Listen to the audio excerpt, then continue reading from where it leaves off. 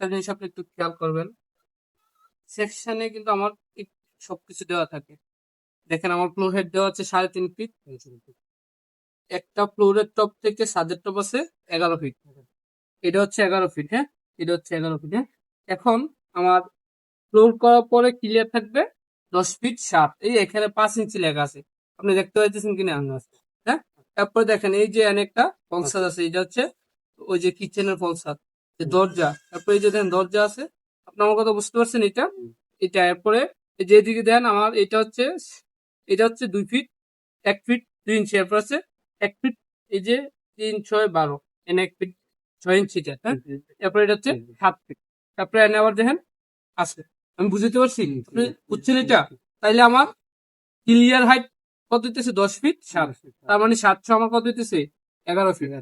এটা হচ্ছে আমার একটা সেকশন। সচরাচর কেউ এই সেকশনে আপনাকে দেয় দিত না, নাই। আর এই হচ্ছে আমার এলিভেশন। এলিভেশন বিষয় হচ্ছে আমার সামনের দিক থেকে এটা দেখতে কিরকম দেখা যাবে। এই যে দেখেন সামনের দিক থেকে আমার এই যে গেট আছে, 2টা কলাম আছে, এই যে বারান্দা আছে, বারান্দার কলাম আছে, তালগুলো আছে, হাইট দেওয়া আছে সব। এই যে 3 ফিট 1, 5 ইঞ্চি 2 ফিট 7, 5 ইঞ্চি 5 ফিট, প্রত্যেকটা মেজারমেন্ট আছে, প্রত্যেকটা জিনিসের একুরেট মেজারমেন্ট আছে। বুঝতে পারছেন? আপনি এই জিনিসগুলো নিজে দেখবেন। তবে এখানে কিন্তু 11 ফিট, এটা কিন্তু আমি বারে বলি, ওইটা কিন্তু 11 ফিট। হ্যাঁ, ওইটা দিয়ে কিন্তু কোনো কম্প্রোমাইজ নাই, বা এটা নিয়ে ইয়া করতে পারবেন না। এগুলো হচ্ছে আমার ওয়ার্কিং, কোন জায়গা কতটুকু মেজারমেন্ট আছে এখানে হচ্ছে আমার এই যে দেওয়া আছে, কোনটা ফলস স্ল্যাব, কোনটা সানসেট, কোনটা লিন্টেল কি আছে না আছে, এই সবগুলো এখানে দেওয়া আছে। তারপর হচ্ছে এখানে হচ্ছে গ্রাউন্ড ফ্লোরের ডোর শিডিউল, উইন্ডো শিডিউল। এখন হচ্ছে এটা হচ্ছে আমার স্ট্রাকচার আপনাকে এখানে দেখেন সবচেয়ে বেশি ইম্পর্টেন্ট যেটা জেনারেল নোট। এখানে দেখেন আমার লেপিং লেন্থ কোনটা কতটুকু দেওয়া লাগবে, এবং এগুলো হচ্ছে ক্লিয়ার কভার, কোন ক্লিয়ার কভারটা কতটুকু আছে। হ্যাঁ, তারপর হচ্ছে এখানে হচ্ছে আমার বিমের যদি আমার লেপিং লাগে, ওই লেপিংটা কোন দিকে কতটুকু হবে, এটা কলামের থেকে কতটুকু দূরে, এটা দেখেন এটা কোথায়, সব জিনিসগুলা বুঝতে পারছেন? এরপর হচ্ছে এখানে আরেকটা মোস্ট ইম্পর্টেন্ট যে জিনিস, এইটা দেখছেন, ফ্লোর লেভেল এবং কলামের লেপিং। হ্যাঁ, এরপরে যে যেখানে দেখেন আমার এই যে এটা হচ্ছে আমার কলাম এবং বিমের জয়েন্ট। হ্যাঁ, এরপর হচ্ছে কোনটা কোন কতটুকু ইয়া হবে, কোনটা কত ডিগ্রি অ্যাঙ্গেল হবে, এই জিনিসগুলো এখানে দেওয়া আছে। বুঝতে পারছেন? এরপরে এখানে দেখেন টাই বিম অফ কলাম, কলাম এবং বিমের টাই বিম গুলা। এই যে দেখেন ফাউন্ডেশনে 4 ইঞ্চি দেওয়া আছে, এটা হচ্ছে আমার H/4।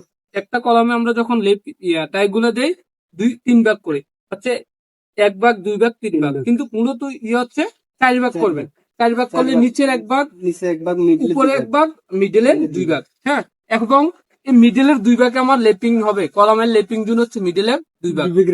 বুঝতে পারছেন? এনে আপনি আরেকটা জিনিস ইম্পর্টেন্ট দেখেন, বিম এবং কলামের জয়েন্ট। এই একটা জিনিস, বিম এবং কলামের জয়েন্ট, যে জয়েন্টটা বিম আর কলামের যে জায়গায় জয়েন্ট আছে, এখানে দেখেন আমরা অনেক সময় একটা রিং হালাই রাখেন, কিন্তু সব দেন আপনারা জানেন একটা রিং, কিন্তু এটা হচ্ছে সবচেয়ে ইম্পর্টেন্ট জিনিস। ওইখানে আপনাকে মিনিমাম 2টা এবং 3টা দিতে হবে। আমার এখানে স্পেস অনুযায়ী যা লাগে অতটা রিং প্রোভাইড করতে হবে, এখানে আপনি একটা রিং দিলে হবে না। আমার এখানে লেখা আছে মিনিমাম 2 নং বিম কলাম জয়েন্ট রেইনফোর্সমেন্ট। এখন আমার কাজ করতে গিয়ে স্থান কাল পাত্র বা ডেপথের উপর ডিপেন্ড করে এটা আমার বাড়তে পারে। বুঝতে পারছেন? ওই জিনিসটা খেয়াল রাখবেন। এ হচ্ছে একটা, হ্যাঁ, কলাম গেল। এখানে আমি জাস্ট আপনাকে জেনারেল নোটগুলো একটু বুঝলাম। এবার আছেন কলামে। এই যে কলামে আমার এখানে আছে C1 C2 C3। C1 হচ্ছে 12টা, আরে সরি 6টা 16 মিলি, আর C2 তে হচ্ছে 8টা 16 মিলি, C3 হচ্ছে 12 তাও 6টা 16 মিলি। হ্যাঁ, এই কলামের এখানে কলামের লেপিং জোন সবকিছু দেওয়া আছে। আরেকটা জিনিস দেখেন, এই যে লেপিং যে জায়গায় হবে, এই জায়গায় কিন্তু আমরা ওই হিসাব করে বান্ধি, যেমন 5 ইঞ্চি হোক 6 ইঞ্চি হোক, কিন্তু কলামের লেপিং যে জায়গায় ওই জায়গা 4 ইঞ্চি পর পর। এই যে দেখেন লেপিং জোন দেখা দিচ্ছে নি? বুঝতে পারছেন? এই হচ্ছে কলাম গেল। এবার আছেন ফুটিং, যে ফুটিং এর সাইজ যা আছে এখানে দেখেন, ফুটিং 3.5 ফিট 3.5 ফিট 10 ইঞ্চি। হ্যাঁ, আমার ফুটিং এ আপনি কি করবেন, ফুটিং করবেন যে ফুটিং এর সাইডে পলিথিন দেওয়া, বরাবর ফুটিং করা, এগুলো চলবে না। আমার ফুটিং এর চারপাশে সেন্টারিং রাখতে হবে। বুঝতে পারছেন?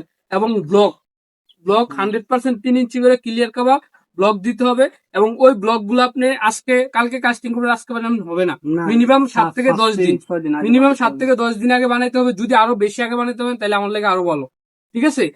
তো যে ওইটা হচ্ছে 4 ইঞ্চি ডায়ার 5 এর 3 ইঞ্চি হাইডে বানাইবেন, যেটা হচ্ছে আমি মানে যেটা হচ্ছে আমি বেজে ইয়ে করবো, বুঝতে পারছেন না, 3 ইঞ্চি দিবেন। হ্যাঁ, বেজের নিচে যেটা দিব ওইটা হিসাব করে বানাবেন, ওইটা কিন্তু বেশি না।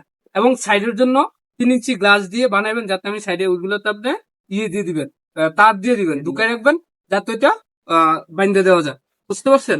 কিন্তু ওই যে নিচে হচ্ছে সোলিং এবং সিসি দেওয়া আছে, ওই জিনিসগুলা মেনটেন করতে হবে। এখন সিসি দিয়ে সোলিং দিয়ে না। আচ্ছা, সোলিং না দিলে সমস্যা নেই, তাহলে সিসি দিবেন। তবে এখানে মাটি যা কাটা দেওয়া আছে 5 ফিট 6 ইঞ্চি, ওই এই লেভেল থেকে 5 ফিট 6 ইঞ্চি মাটি কাটা, এই লেভেল থেকে, বুঝতে পারছেন। এই দেওয়াই আছে। এরপরে পুটিং গেছে এটা, ঠিক আছে। শর্ট কলামের সময় আমাকে ক্লিয়ার কাভার 100% মেনটেন করতে হবে।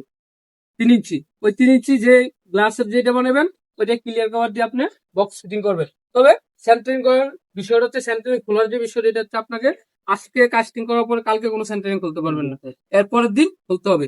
কলাম, বিমের পার্শ্ব, রেড বিম, কলাম এগুলোর পার্শ্ব, ফুটিং এর পার্শ্ব, ফুটিং আজকে ঢালাই করার পরে ফুটিং এর উপরে কালকে কোনো কাজ করতে পারবেন না, বুঝতে পারছেন।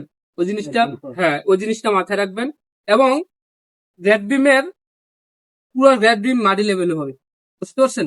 আপনারা হয়তো আপ ডাউন করেন, সাইড গুলা নিচে দেন, মাঝগুলো উপরে দেন, এগুলো চলবে না। পুরা রেড বিম মাটির উপরে হবে, বুঝছেন। এর উপরে যতটুকু হাইট আমরা আপ ডাউন করি 3.5 ফিট, যতটুকু ফ্লোর হাইট আপ ডাউন করার পরে গিয়ে আমরা হচ্ছে এটা করবো। এটা হচ্ছে আমরা চারপাশে মাঝে ইট গাঁথবো, বুঝতে পারছেন। আপাতত অতটুকু আপনি ইয়ে করেন, ঠিক আছে। বাকি কাজ হচ্ছে আমরা আবার পরবর্তীতে আমরা পরে আসবো। আর এখন যদি বলেন তাহলে আমরা এখনই ব্রিফ করবো, কোনো সমস্যা নেই। কিন্তু আরো একটা ইম্পর্টেন্ট যে জিনিস, এটা হচ্ছে যে আপনাকে কলাম 2 বারে কাস্টিং করতে হবে উপরে, লং কলাম। আর সবচেয়ে যে বেশি ইম্পর্টেন্ট যেটা ফরজ, এটা হচ্ছে আপনাকে প্রত্যেকটা মিক্সার মেশিনে ডালাই দিতে হবে এবং ভাইব্রেটর ইউজ করতে হবে। এটা হচ্ছে ফরজ। মেশিং বেসগুলো আমরা মিক্সার মেশিং না, সবটা দিতে হবে, কারণ মিক্সার মেশিন আপনি না দিলে আপনার এটা হচ্ছে একসাথেই করবো, মিক্সার মেশিন